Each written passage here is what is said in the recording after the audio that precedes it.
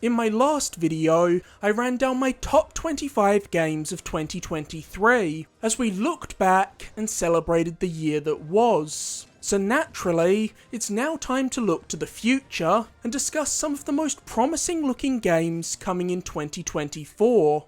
2024 is shaping up to be another exciting year for the industry. While the lineup of games isn't looking quite as stacked as 2023, I mean, how could it be? 2023 was one of the greatest years for games ever. There's still a lot to look forward to in 2024. All signs are pointing towards the release of two new pieces of hardware in 2024, the PS5 Pro and Nintendo's next console. And 2024 is set to start out strong, with a robust lineup of games scheduled to come out in the first few months of the year. If you're a JRPG fan like myself, let me tell you, we're going to be eating well. But as of right now, the back half of 2024 is looking a little sparse, as we wait for some release dates to be filled in.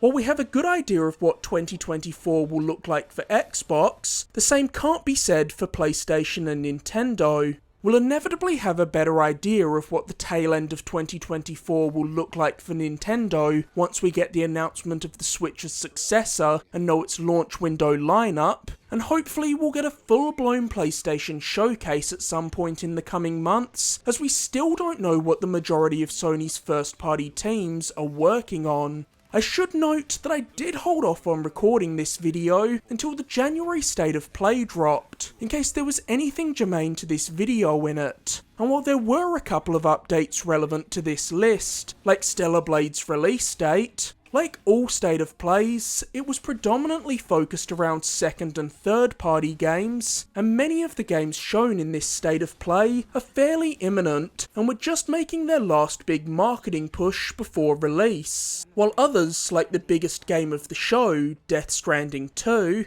aren't coming until 2025. I thought I'd do my most anticipated games list a little differently this year. Instead of formatting the list as a countdown to my most anticipated game, I've selected roughly 30 games releasing in 2024 to discuss, and we're just going to run through all the games that have release dates first, and then go through the remaining games alphabetically.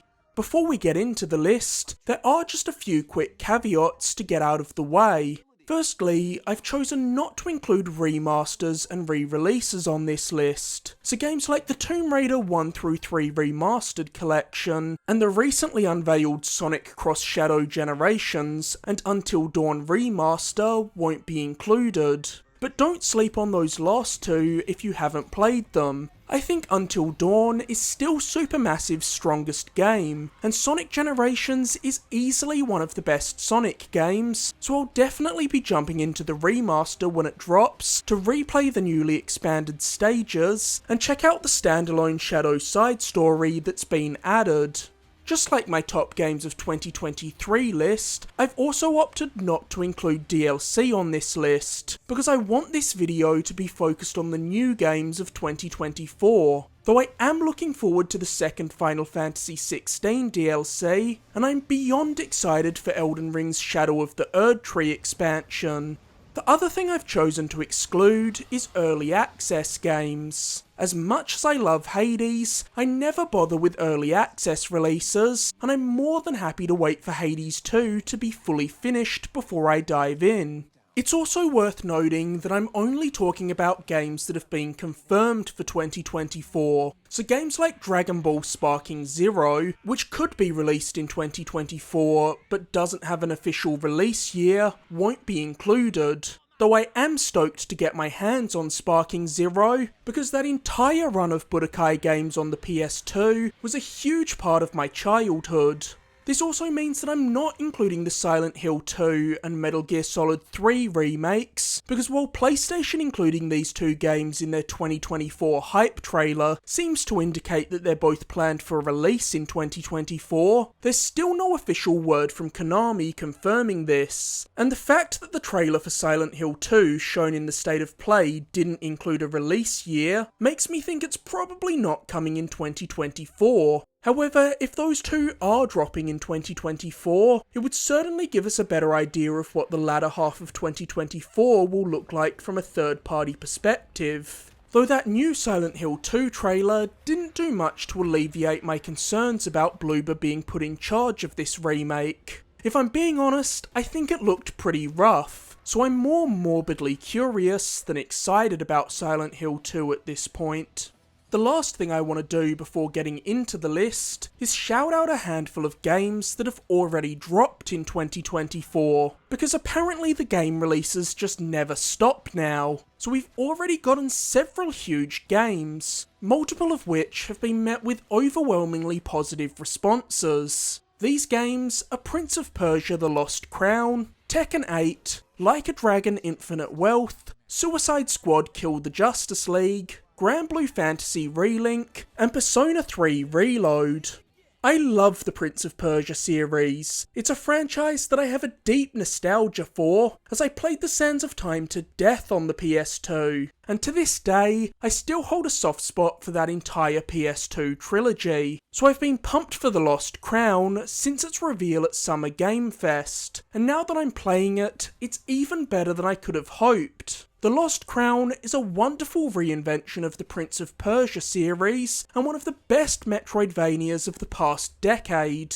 I've also been playing the hell out of Tekken 8. I've already platinumed it, and I'm utterly blown away by how good it is. Tekken 8 plays phenomenally well, its visuals are beautiful, and the story mode was leagues better than I expected, easily securing its place as the best Tekken story mode. But we're living through a fighting game renaissance, so it only feels appropriate for Tekken 8 to be excellent.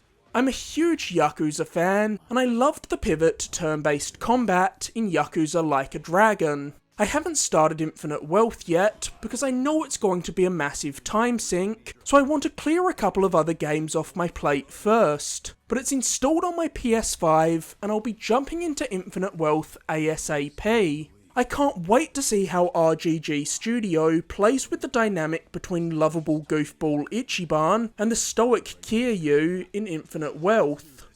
While a third-person shooter games as a service title isn't necessarily what I personally would have wanted Rocksteady's next game to be, I'm a huge DC nerd. The DC universe is literally my favourite fictional world, so I was in for Kill the Justice League day one, no matter what. I simply had to see it with my own eyes. And almost 20 hours in, I've gotta say, I'm enjoying Kill the Justice League more than I expected. Suicide Squad's writing is genuinely funny, the acting is great, the traversal mechanics feel fantastic, and I'm enjoying the gunplay. I am, however, disappointed by how repetitive the combat encounters and mission structure are, but I still feel compelled to jump back in and play more.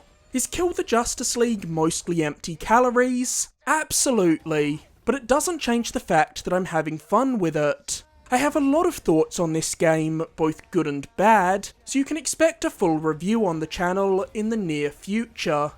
The Granblue franchise is a juggernaut in Japan, but it's never quite broken through in the West. I think that's all about to change with Relink. Relink is giving me major Tales vibes, and as someone who loves those games, I mean that as a compliment. Relink's hack and slash combat looks as fluid as it is stylish, its art direction is fantastic, and the fact that you can play the entirety of Relink co-op gives it a unique hook not found in many other action RPGs. And finally, I've been jonesing to get my hands on P3 Reload since it was revealed last year, and I cannot believe it's already here.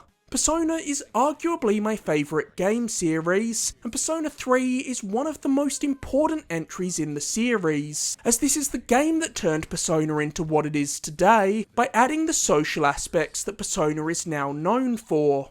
This remake looks practically perfect, retaining the same excellent story of the original Persona 3, while giving the game a complete visual overhaul, complete with a new UI so slick, it could give Persona 5 a run for its money. But But Reload isn't only bringing Persona 3 up to Persona 5 standards graphically, Persona 3 Reload also features a whole host of mechanical overhauls to bring its gameplay more in line with Persona 4 and 5, with new activities and full control over your party members in battle, something that was originally only available in Persona 3 Portable.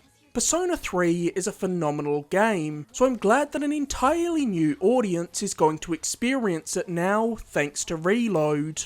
Now, with all that out of the way, let's waste no more time and get into my most anticipated games of 2024. Starting off the list is Helldivers 2. Helldivers was a brutally challenging twin-stick shooter that I had a ton of fun with. I look back very fondly on the time my friend and I spent playing the original Helldivers, and I always wanted to see Arrowhead make a sequel. But when Helldivers 2 was finally revealed at the PlayStation Showcase last year, it was not what I expected. Helldivers 2 is set to be a much bigger, higher budget game than its predecessor, shedding the top-down perspective of the original Helldivers to become a full-blown third-person shooter that leans into a goofy, over-the-top tone that feels reminiscent of Starship Troopers. The aspect of Helldivers 2 I'm most curious about is its difficulty. The first Helldivers could be cartoonishly punishing. There was friendly fire, you could get mowed down by the turrets you placed, and the evac vehicles and supply drops you called in could land on you and crush you. And honestly, this was part of the first Helldivers charm, but I could easily see Arrowhead scaling the difficulty back a little in the sequel to make Helldivers 2 more approachable, especially because Helldivers 2's new perspective could give it a far broader appeal than the original. Next up is the first of two Don't Nod games appearing on this list, Banisher's Ghosts of New Eden. While Don't Nod is arguably best known for creating story-driven adventure games like Life is Strange and Tell Me Why, they're no strangers to more action-heavy games, as this is also the team behind Remember Me and Vampire. And with Banishers, they're returning to a more combat-centric style of game. Banishers will also be Don't Nod's first time dabbling with a period piece since Vampire. Taking place in 17th century America, Banishers is an action RPG that follows a pair of ghost hunters, Red and Antia. While out on a job investigating a haunting, Antia is killed, but her connection to Red means she can't move on, leaving her as a ghost, the very thing she's dedicated her life to ridding the world of. This sets the two lovers on a quest to resurrect Antia and free her from the spirit form she's now trapped in. In Banisher's combat encounters, you'll control Red and Antia simultaneously, fending off opponents with Red's various weapons, as well as the mystical powers granted to Antia by her spirit form. Of course, as this is a Don't Nod game, narrative agency also plays a large role in Banishers, with Don't Nod promising meaningful consequences for the choices you make, with the ripples of these choices causing the story to branch out in various directions. Mario vs. Donkey Kong is one of the only first-party Nintendo franchises that I have next to no experience with, so I'm finally going to correct this when the remake of the original GBA Mario vs. Donkey Kong launches on Switch in February. The Mario vs. Donkey Kong games are very different to your traditional Mario experience, as they're puzzle platformers that actually serve as spiritual sequels to the fan-favourite Donkey Kong Game Boy game. In Mario vs. Donkey Kong, instead of the traditional platforming challenges of a normal Mario game, you're tasked with puzzle-centric challenges, like finding keys to unlock doors, and guiding mini wind-up Mario toys safely through a level. Along with the completely overhauled visuals, this remake is also expanding on the original game through the addition of 2 new worlds, a time attack mode, and co-op functionality that allows a second player to jump in and help Mario as Toad. I'm always on the lookout for unique games that are doing something new. So when Pacific Drive, a horror-infused first-person driving game, was revealed at a State of Play in 2022, it immediately caught my eye. Pacific Drive is a roguelite where you travel through America's Pacific Northwest in your trusty station wagon, dealing with metal-munching monsters and electrical storms. In Pacific Drive, you'll need to maintain your car, repairing any damage it sustains, keeping it fueled up, and replacing flat tyres. Through exploring and gathering resources, you'll be able to stop at a garage and apply a myriad of upgrades to your station wagon that will help you get further in your run. Pacific Drive looks like one of 2024's most original games, and with it launching in late February, it could be a great palate cleanser to dive into between some of the huge AAA releases that are on the docket for the first quarter of 2024. Long before he was known for A Way Out, It Takes Two, and screaming "fuck the Oscars" at the Game Awards, Joseph Fares made a name for himself as the director of the indie darling Brothers: A Tale of Two Sons, a heartbreaking game about two brothers on a journey to find the cure for their father's debilitating illness. And in 2024, it's getting a full-blown remake. Brothers: A Tale of Two Sons' unique gameplay makes you feel almost like you're playing a co-op game with yourself, as you control the brothers independently, with each brother being mapped to one of the controller's thumbsticks. Each of the brothers has unique skills. The older brother can use his strength to move heavy objects, while the little brother's small stature means he can squeeze through tight spaces, and you have to use their skills in tandem to solve brothers' clever puzzles, which can completely break your brain, as controlling two characters simultaneously can feel a bit like trying to pat your head and rub your stomach at the same time. I loved Brothers, and it still sticks with me as one of the most gut-wrenching gaming experiences I've ever had. So if you missed it the first time around, I highly recommend checking Brothers out when this remake drops. Next up, we have my most anticipated game of 2023, Final Fantasy VII Rebirth. FF7 Remake was phenomenal, and Rebirth has the potential to top it in every way. The portion of Final Fantasy VII set to be remade in Rebirth is where the original Final Fantasy VII fully opens up and sets you free in its world. So I'm expecting a lot more freedom in Rebirth than we were given in the overall fairly linear remake. And I can't wait to just hop on a chocobo and explore every inch of Rebirth's world.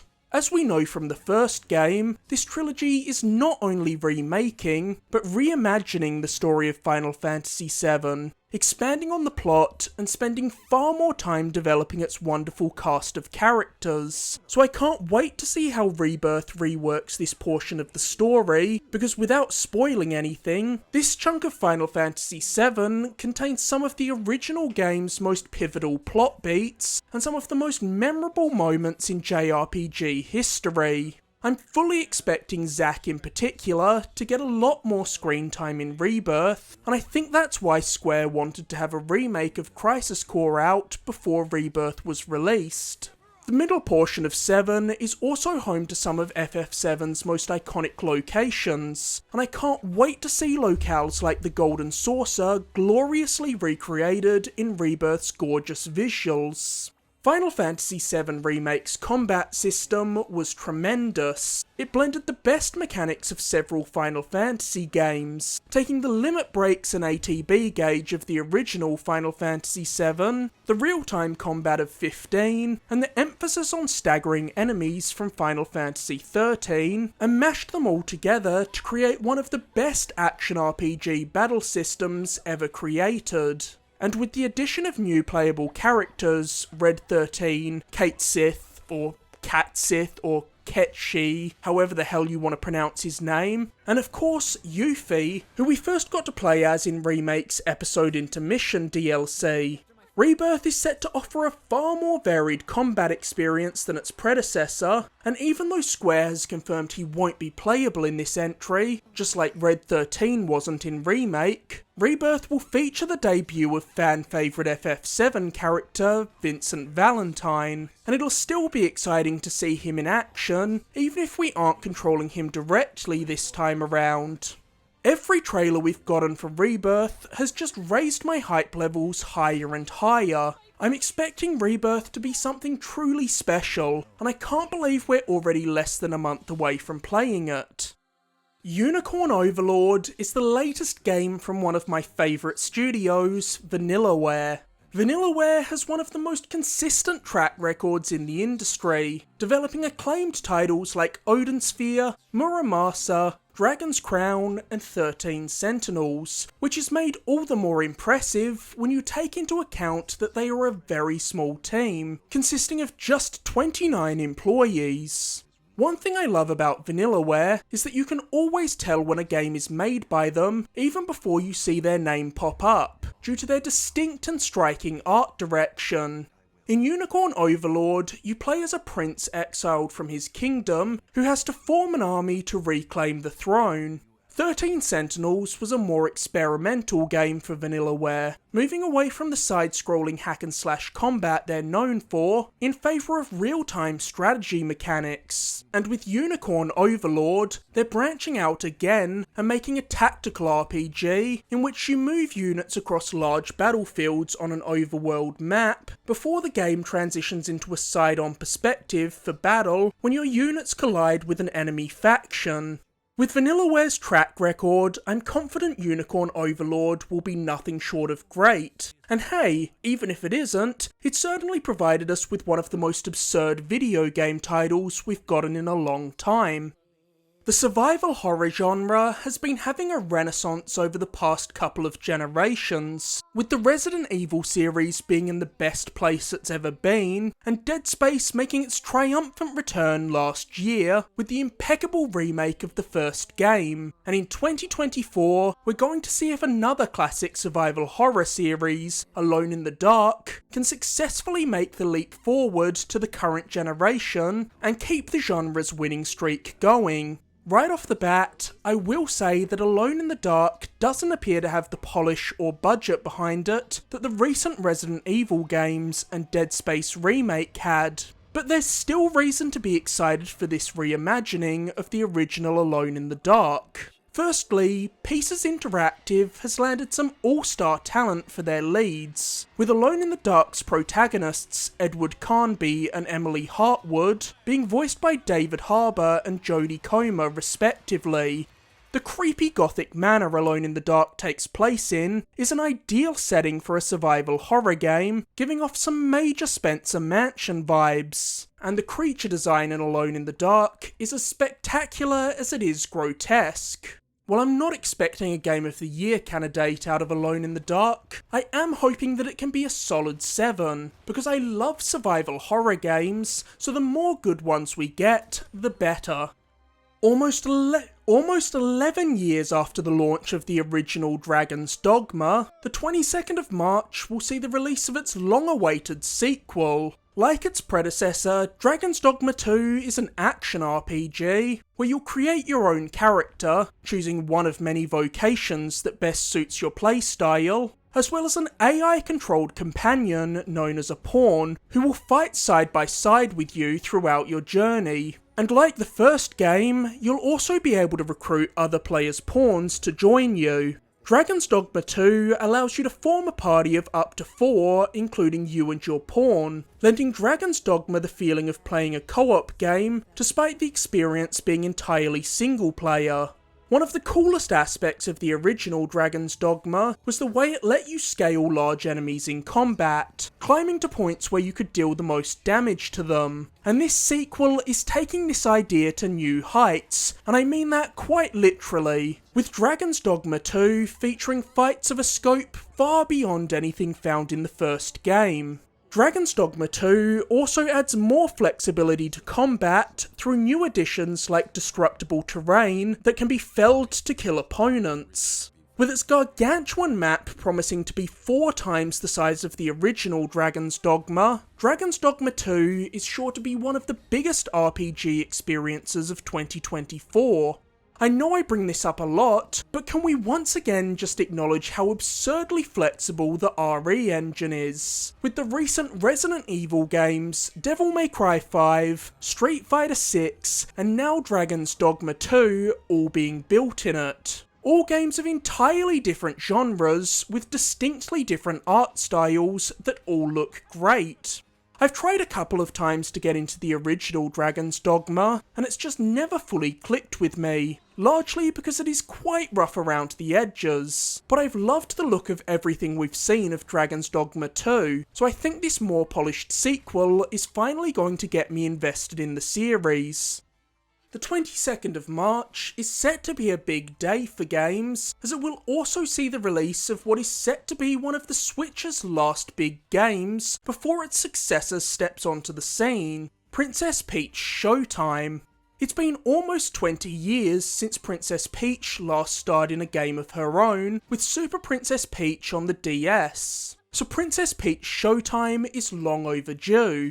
Showtime is themed as a stage play, with Princess Peach equipping various outfits throughout the performance that give her new power sets. So far, we've seen 6 of these outfits in action: Sword Fighter, Ninja, Kung Fu, Detective, Patissiere, and Cowgirl. The assortment of skill sets offered by these transformations should give the gameplay of Princess Peach Showtime a nice degree of variety. But I do get the impression that Showtime is going to be a game aimed at a slightly younger audience, and imagine its difficulty will be more in line with a Yoshi or Kirby game than a Mario game. But Showtime is a quirky concept that feels like Nintendo's developers flexing their creative muscles to provide more of that unique Nintendo magic, so I'm still curious enough to give it a spin.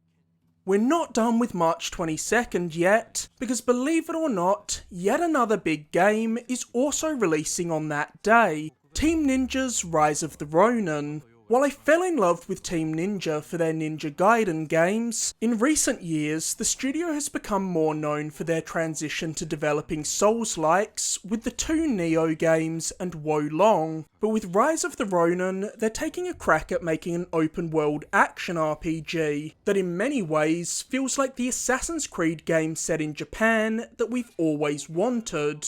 Alternating between swordplay and gunplay with period-appropriate firearms, Rise of the Ronin is another showcase of Team Ninja's impressive combat chops, and like it is in all of Team Ninja's prior games, the frenetic combat seems like it'll be the highlight of Rise of the Ronin. However, the aspect of Rise of the Ronin's gameplay that's piqued my interest the most is its traversal. With the inclusion of a grappling hook, glider, and horse mount, Rise of the Ronin will let you navigate the world and approach combat encounters in more varied and interesting ways than any of Team Ninja's prior games. I especially like the way that these abilities can be used in unison, with the trailer shown at the recent State of Play showing the player grappling to a rooftop, springboarding off of it, opening their glider to soar through the air, then landing directly atop a horse in one fluid motion. I was already looking forward to playing Rise of the Ronin, but I thought the trailer at the recent State of Play was Rise of the Ronin's best showing yet. And it took my excitement level from "I'll check it out at some point" to "I cannot wait for Rise of the Ronin." Iden Chronicle 100 Heroes is a crowd-funded spiritual successor to Konami's beloved Suikoden series. Like Suikoden, Iden Chronicle 100 Heroes is a strategy RPG with over 100 recruitable party members, many of whom have awesome designs that are brought to life wonderfully through 100 Heroes' stunning pixel art. With a dream team of talent working on it, including Suikoden creator Yoshitaka Murayama and Junko Kawano, a character designer for the early Suikoden games who went on to direct Suikoden 4, there are plenty of reasons to be excited about 100 Heroes. And there's evidently a hunger for this style of game, as Iden Chronicle 100 Heroes Kickstarter managed to clear its initial goal of $500,000 in less than 4 hours, and proceeded to blaze past all its stretch goals, ultimately raking in over $4.5 million and becoming the 3rd largest video game Kickstarter campaign ever. Sandland is one of Akira Toriyama's lesser-known manga series, but with a brand new movie hitting Japanese theatres last year, a web series that'll be streaming on Disney Plus in the Western world later this year, and a video game dropping in April, it seems like Sandland is finally about to get its moment in the sun. There are two big reasons I'm excited about the Sandland game. Firstly, I'm a mark for anything with Akira Toriyama's art. I love Dragon Ball, I have since I was a kid, so anything in Toriyama's art style immediately fills me with a feeling of nostalgia. Secondly, and more importantly, this is the rare anime game that isn't a 3D arena fighter. Sandland is an action RPG with a heavy focus on vehicular combat, with you being able to unlock and customise everything from motorcycles to tanks to mechs. I only have a very cursory knowledge of Sandland, knowing only a few things that I've absorbed through osmosis by being an Akira Toriyama fan my whole life. So this game is going to be my first real exposure to the Sandland universe, and I'm looking forward to jumping in and finding out what this universe is all about.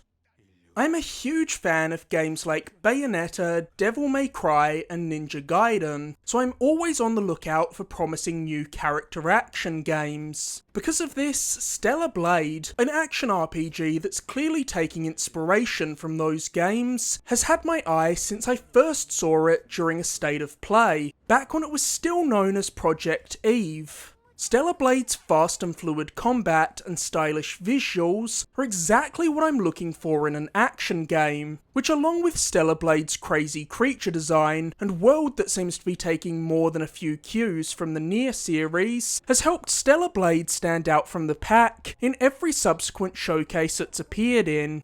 Of course, what makes or breaks every character action game is how it feels to play, and I obviously can't speak to that until I've gotten my hands on Stella Blade. But Stella Blade seems to have all the right ingredients, and Sony evidently saw something in the game that made them want to get in bed with Shift Up and publish Stella Blade. So I have high hopes that Stella Blade will be among the best action games we get in 2024. Even if it's VO that sounds like placeholder voice work that got left in, leaves a lot to be desired.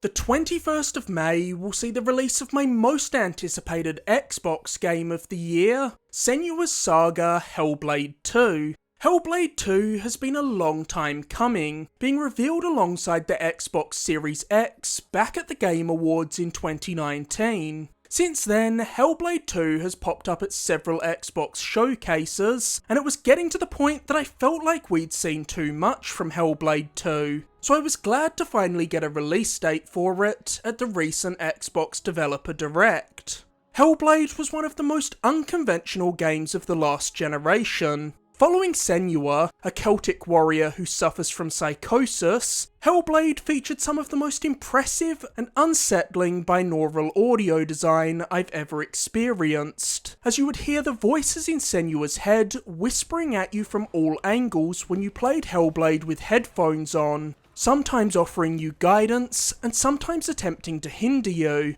Ninja Theory is taking the focus on spatial audio from Senua's Sacrifice and massively expanding on it in Senua's Saga to encompass all the sound design in the game, including the music and environmental noises. So like its predecessor, you're going to want to play Hellblade 2 with headphones on. I loved the original Hellblade, but one gripe I did have with it was the repetitious nature of its combat. Hellblade 2 is looking to correct this, with deeper combat mechanics and a greater variety of enemy types. Hellblade 2 is also shaping up to be one of the best looking games of 2024, with its stunning facial capture and richly detailed environments appearing to be a huge step up from the already beautiful first game. Speaking of games that have been a long time coming, Black Myth Wukong will finally be released on the 20th of August. This Chinese-developed Souls-like took social media by storm when clips of its gameplay first started circulating in 2020, with Wukong's fluid combat and astonishing visuals immediately catching the attention of countless gamers. Black Myth Wukong is based on the classic Chinese novel Journey to the West, and has you playing as Sun Wukong, or the Monkey King.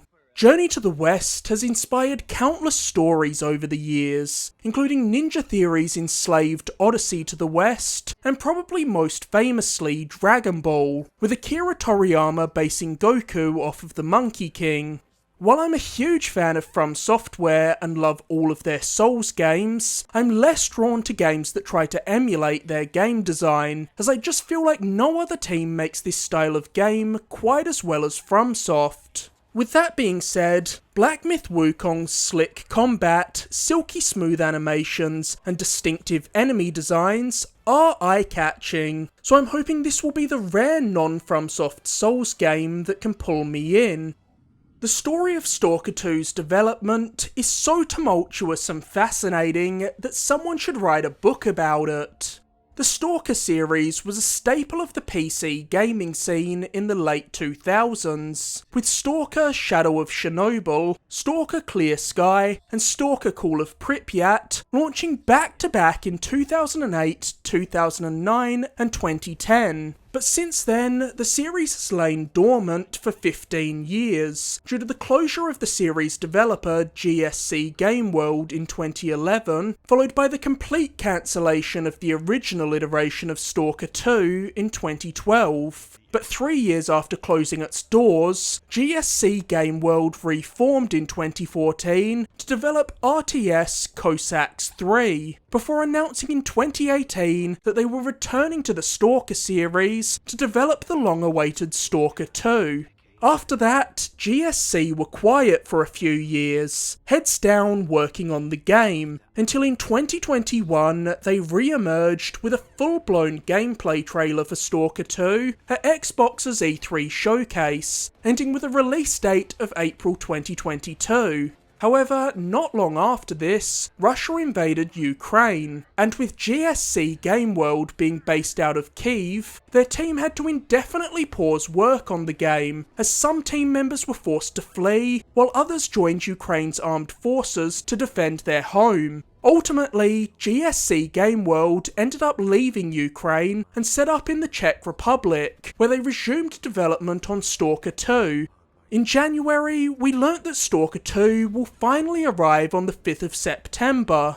Every time I see Stalker 2, I'm taken aback by just how impressive its visuals are. The character models, the environments, the weapons, the lighting and particle effects, everything looks impeccable. So Stalker 2 is sure to be a showpiece for the Series X and high-end PCs. With its varied array of customizable weapons and dangerous enemies who will behave realistically due to the cutting-edge artificial intelligence controlling them, Stalker 2 has the potential to be one of the best shooters of 2024. The last game on the list that we have a date for so far is Warhammer 40k Space Marine 2. I'll be honest, I'm not a Warhammer person. I know next to nothing about that universe, I've never played the tabletop game, and I can't say that it's a world that particularly interests me. But even I liked the first Space Marine game when I played it back on the PS3. It felt almost like a Gears of War game with more of an emphasis on melee combat. Space Marine 2 looks like exactly what I'd want it to be. A more polished and refined version of what came before it. Space Marine 2's gunplay looks fittingly punchy, and there's a nice weightiness to the melee weapons, which is sure to make pulverising wave after wave of Tyranids even more satisfying than mowing down waves of zombies was in Saber's prior game World War Z. The first Space Marine launched way back in 2011, so between Space Marine 2 and Dragon's Dogma 2 coming in 2024, and Alan Wake 2 and Dead Island 2 dropping last year, we're living through a great time for long-awaited sequels to games from the PS3 and 360 generation. Being one of the major games showcased in the recent Xbox Developer Direct, Avowed is sure to be one of the big pillars of Xbox's release schedule in 2024. Avowed is the latest game from RPG powerhouse Obsidian, the developer behind games like The Outer Worlds, Fallout New Vegas, Knights of the Old Republic 2, South Park The Stick of Truth, and many, many more. Avowed is a first-person action RPG that actually takes place in the world of one of Obsidian's other franchises, Pillars of Eternity. Avowed shares many of the same tenets as Obsidian's prior games, with a heavy focus on character customization, dialogue choices, NPC companions, and of course a world influenced by your decisions. But the thing that has me most intrigued by Avowed is the flexibility offered by its combat mechanics, which seem to be far beyond what you'd find in any of Obsidian's prior games. In Avowed, you can make use of a huge assortment of weapons, melee weapons, magic wands, and strangely even firearms, which isn't something you'd expect to see in this kind of fantasy RPG. You're even able to equip multiple weapons at once, dual-wielding pistols or even wands. In Avowed, you'll also be able to utilise an assortment of different spells, and these can be used in conjunction with your weapons to take down enemies in different ways, with the recent developer direct showing the player freezing an enemy with magic before shattering them with a sword. It's clear Obsidian wants players to take full advantage of all the weapons offered in Avowed. Unlike most RPGs, which require you to open a menu and change your equipment between battles, Avowed lets you equip multiple weapon loadouts and hot swap between them on the fly in the heat of battle, so you'll always have a weapon suited to the situation at hand. Celeste is one of the greatest breakout indie hits of the past decade. It was an exceptional platformer with a salient, heartfelt story that could be as punishing or easy as you wanted due to its thoughtfully implemented accessibility options. I love a challenging platformer that requires pixel-perfect precision, so I had a blast playing Celeste, and have been waiting with bated breath to see what this team were cooking up next. Unsurprisingly, when Earthblade was revealed, I thought it looked incredible. While Earthblade shares many aesthetic similarities with Celeste, as it utilises the same gorgeous style of pixel art, gameplay-wise, Earthblade is very different. Unlike Celeste, which was a mostly linear platformer, Earthblade is a Metroidvania, and as you'd likely expect from a game that has the word blade in its title, Earthblade also has a large emphasis on combat, something that Celeste didn't have any of. Earthblade's mechanical departures from Celeste feel appropriate, seeing as before they developed Celeste, this crew made the wonderful Towerfall, an endlessly replayable multiplayer party game, so it seems like extremely okay games like to completely shake things up with each new game they develop. Machine Games gave us two of the best shooters of the last generation, with Wolfenstein The New Order and Wolfenstein II The New Colossus, so it feels appropriate that they're back with another game where we'll be kicking a whole load of Nazi arse, Indiana Jones and the Great Circle.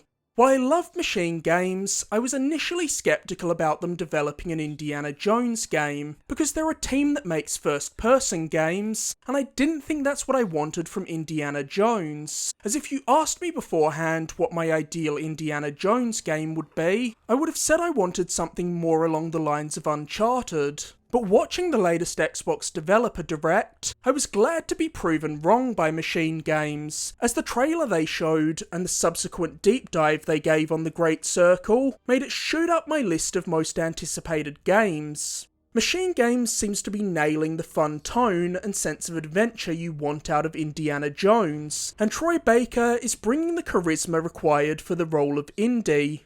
The main reason I was apprehensive about a first-person Indiana Jones game is because when you have a character as iconic as Indiana Jones, you want to see them. Thankfully, Machine Games are well aware of this, and have made the smart decision to have the Great Circle switch to a third-person perspective during cutscenes and specific traversal actions. I'm sure this will also come as good news for people who get motion sick from first-person games.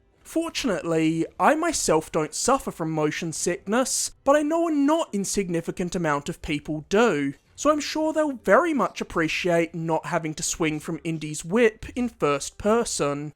The Great Circle is a globe-trotting adventure that seems to be offering everything you'd want out of an Indiana Jones game, from fistfights to massive action set pieces as Indy leaps between planes in mid-air, to exploration of ancient structures filled with puzzles to solve, many of which will be entirely optional.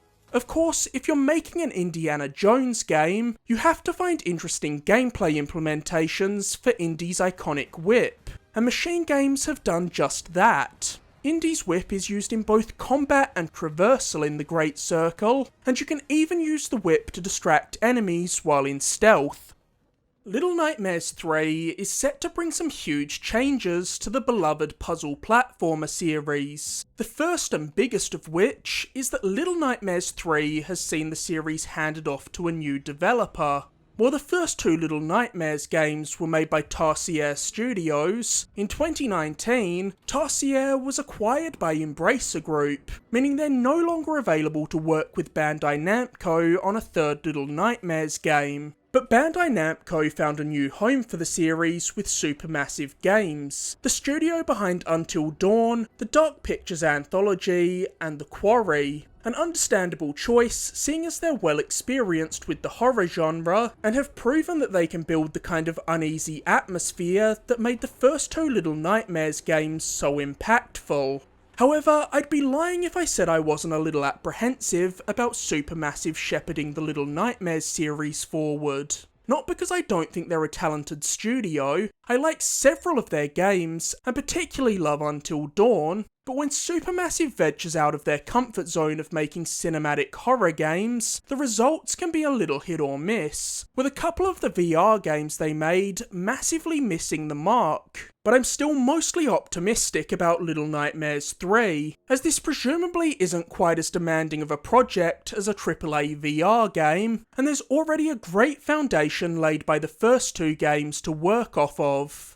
Little Nightmares 3 also features a big mechanical change from its predecessors, as it features two playable protagonists, Low and Alone, meaning the entire game is playable in co-op. Even if you play Little Nightmares 3 solo, the character you didn't choose will still be with you the whole time, they'll just be controlled by the AI. I'm of two minds about Little Nightmares 3 being a co-op game. On one hand, I think it's going to allow for some great gameplay opportunities, as each of the characters has their own unique abilities, with one character having a wrench that they can use to interact with mechanisms and smash through barriers, and the other having a bow and arrow that lets them hit distant targets, forcing you to work together with the other player to work through Little Nightmares 3 in a way that's almost slightly reminiscent of It Takes Two. On the other hand, horror games are inherently less creepy when you introduce a second player. It's just not possible for a game to feel as tense and stressful as it could when you've got another player with you. So because of that, I think I probably will still tackle my first playthrough of Little Nightmares 3 solo. The second game Don't Nod will be putting out in 2024, following Banishers in February, will be Lost Records, Bloom and Rage. While Banishers looks like Don't Nod's attempt at something more ambitious, Lost Records looks like Don't Nod returning to their bread and butter of narrative adventure games, which I'm certainly okay with. Lost Records Bloom and Rage takes place over two time periods, following a group of four friends when they're in high school, during which time some terrible event occurred which caused the four girls to go their separate ways, and again 27 years later when the group reunites to confront the demons of their past. The mystery at the centre of this game had me pulled in from the trailer alone, leaving me itching to find out what happened in the 90s to cause this group to cease all contact for almost 3 decades. Lost Records has a captivating tone. It feels almost like a weird blend of Life is Strange, It, and the comic Paper Girls, which honestly sounds pretty damn cool to me. It seems like Don't Nod wants Lost Records to be the next Life is Strange, in the sense that it's a universe Don't Nod can continue to revisit and tell new stories within over time, with Bloom and Rage's producer calling the game the first game in the Lost Records universe in a write-up on Xbox Wire. And seeing as Dontnod never owned Life is Strange, they just developed Life is Strange 1 and 2 for Square Enix, it makes sense that they'd want a universe like it of their own.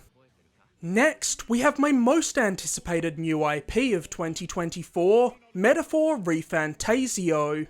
Metaphor ReFantazio is the first game from Studio Zero, a new sub-team formed within Atlus in 2016, primarily consisting of developers who worked on Persona 3, 4 and 5. As I said earlier, Persona is my favourite game franchise, and I consider Persona 3, 4 and 5 to be among the greatest JRPGs ever made, so I was sold on Metaphor ReFantazio from the talent working on it alone. But the more we've seen of Metaphor, the more intrigued I've become. Despite its fantasy theme, Metaphor shares many similarities with Persona, especially in its presentation, with Metaphor's snappy and stylish menus and eye-catching character designs being highly reminiscent of what you'd find in a Persona game. And like Persona, Metaphor ReFantazio sees you splitting your time between an alternate dimension where you engage in turn-based battles, and the real world where you build up social bonds with its cast of characters.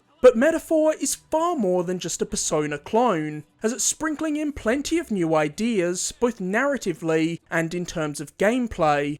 The Persona games feature silent protagonists, as you're meant to put yourself in that role, whereas Metaphor's protagonist will be voiced. And while Metaphor is still a turn-based JRPG, there are some real-time elements mixed in, as when you're out and about exploring, you can attack and kill weaker enemies in the overworld without triggering a full-blown turn-based battle.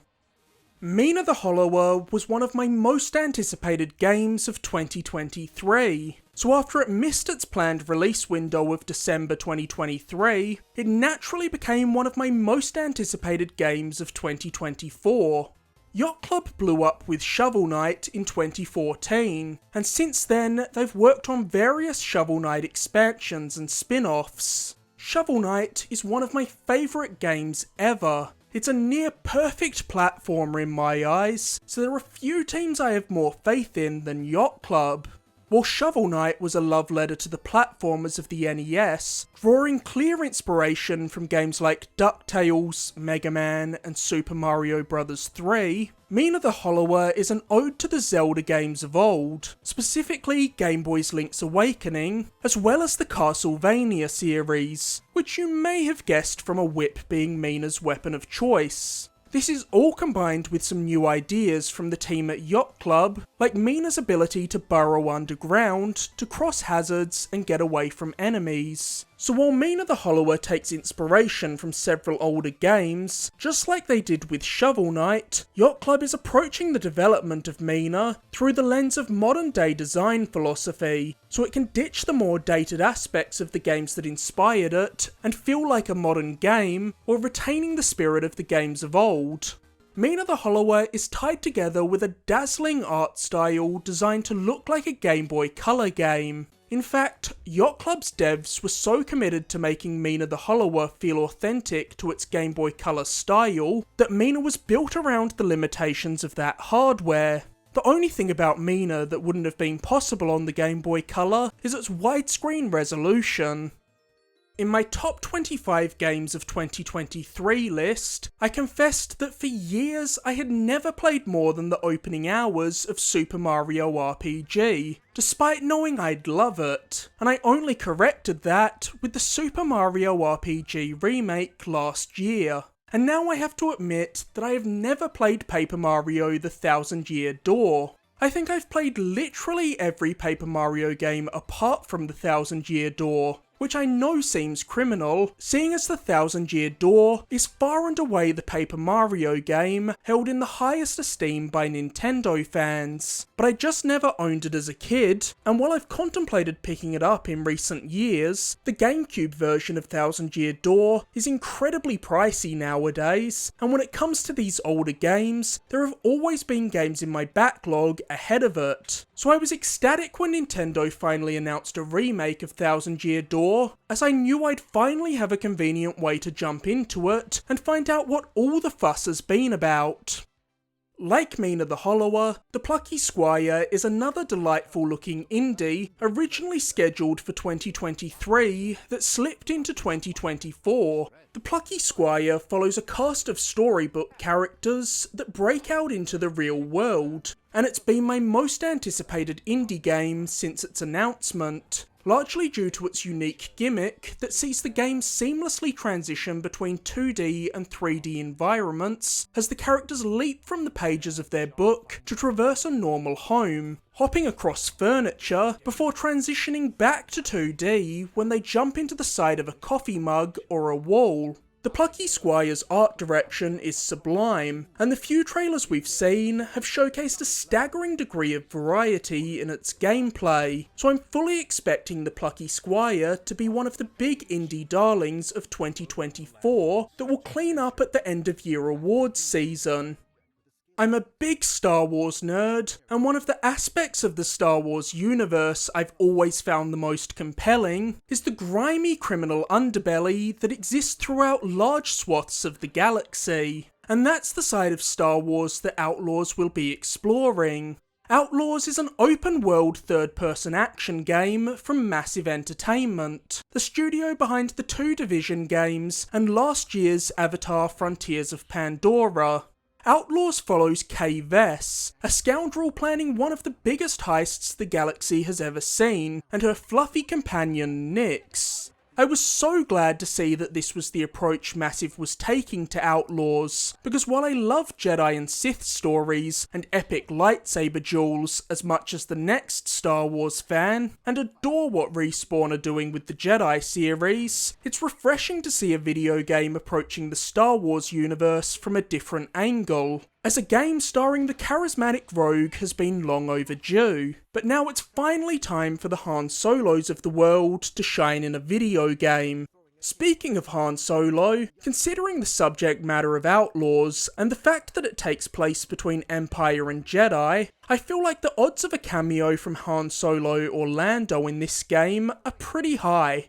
Amazingly, Outlaws will be the first open world game set in the Star Wars universe, which is kinda nuts when you think about how many Star Wars games there have been. Outlaws world will be comprised of existing locations, like Tatooine and Akiva, as well as brand new planets created for the game. The one gameplay demo we've seen of Outlaws so far gave us a good idea of what the moment-to-moment gameplay will look like, and it's shaping up to be exactly what I'd want out of an open-world Star Wars game, with Kay getting into frenetic firefights, giving Nyx instructions to distract enemies while she sneaks past, zooming through environments at blistering speeds atop a speeder, and jetting off into space in her ship, the Trailblazer, to travel between planets and engage other ships in dogfights. Massive has shown that they know how to make a satisfying feeling third-person shooter with the Division games, so I'm expecting the combat in Outlaws to be one of the big selling points. At one time, the Mana series was a staple of the JRPG genre, and to this day, the series' most popular title, Secret of Mana, is put on a pedestal by many gamers in the JRPG sphere as one of the best, if not the very best, action RPG of the SNES era. But over the years, the Mana series' popularity slowly petered out, and it's been more than 15 years since the last mainline Mana game. Thankfully, that's about to change in 2024, as the series is being resurrected with Visions of Mana. It's clear now why Square Enix released the remake of Trails of Mana back in 2020. They were clearly testing the waters to see if there was an audience for a big new AAA Mana console game, and the answer must have been a definitive yes. Visions of Mana is looking great. Just one glance at its trailer tells you that this is the most ambitious and highest budget Mana game yet. Visions of Mana is a beautiful looking game with fantastic creature design and lavish environments. Visions of Mana's combat looks like a ton of fun, and the brief taste of its music we've gotten sounds as whimsical and joyous as you'd want it to. With Visions of Mana, it seems like Square has managed to fully recapture the magic of the old Mana games. As I said at the top of the video, 2024 is going to be a banger year for Japanese role-playing games. Closing out the list is The Wolf Among Us 2, and let me tell you, the stakes are through the roof with this game. The Wolf Among Us is my favourite Telltale game, so I was through the roof happy when they finally confirmed a second season in 2017. Unfortunately, less than a year after The Wolf Among Us 2's announcement, Telltale went out of business due to a series of managerial mismanagements. However, when all hope seemed lost, a new company, LCG Entertainment, arose to reform Telltale Games, taking up the Telltale name and acquiring several of Telltale's licenses. And at 2019's Game Awards, The Wolf Among Us 2 was officially re-announced. The Wolf Among Us 2 is set to be the first major game from the newly resurrected Telltale, so we'll see if they can live up to the bar set by their predecessor. I think it's safe to say that The Wolf Among Us 2 will be the game that makes or breaks the new Telltale. While plenty of things could go wrong, I'm going into The Wolf Among Us 2 fairly optimistic, as the new Telltale is co-developing the game with Ad Hoc Studio, a team comprised of former Telltale staff, many of whom worked on the original Wolf Among Us, and they've managed to secure several key pieces of talent behind the original Wolf Among Us, including the lead writers and directors, the voice actors for Bigby and Snow White, Adam Harrington and Erin E. Vett, and the composer of the first game, Jared Emerson Johnson. And with that, we are done counting down my most anticipated games of 2024. Well, at least the ones we know about so far. While it doesn't look like we're going to be quite as inundated with new titles in 2024 as we were in 2023, I think we're still in for another fantastic year for games. So let me know in the comments below what your most anticipated game of 2024 is. As always, thank you so much for watching. If you enjoyed this video, be sure to like, subscribe, or leave a comment. You can find countless other videos on my channel, including my previous video where I ran through my top 25 games of 2023, and be sure to stay tuned for my upcoming reviews of Naruto Cross Boruto, Ultimate Ninja Storm Connections, Tekken 8, and Suicide Squad Kill the Justice League.